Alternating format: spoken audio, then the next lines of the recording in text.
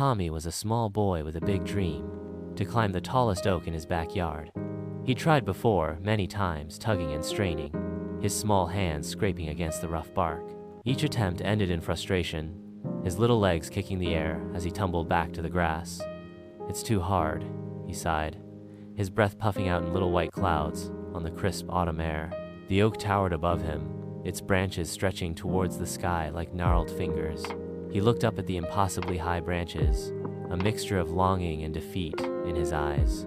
He smiled gently and approached his son, kneeling beside him. "The tree, Tommy," he began, his voice calm and reassuring, "is like a problem. The more you push against it, the harder it feels.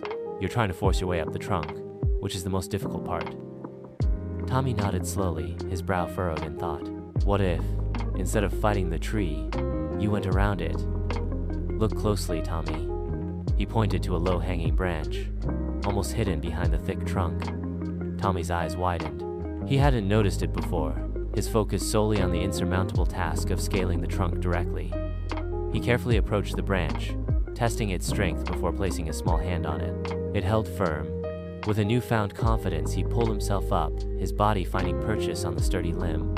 He climbed effortlessly, his previous frustration replaced with a triumphant grin. He reached the top, the world spreading out before him in a breathtaking panorama. His father watched, his heart swelling with pride. "Sometimes, Tommy," he said softly as his son descended, "a problem isn't meant to be fought head-on. Sometimes you have to find another way, a path around the obstacle. You just need to look for it."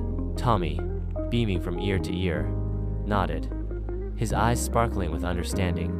He understood that sometimes the most straightforward approach isn't the easiest or the best. He learned a valuable lesson that day, one that would serve him well beyond the backyard oak tree. That day, he not only conquered the tree, but he conquered a much bigger challenge: finding a different path to his goal.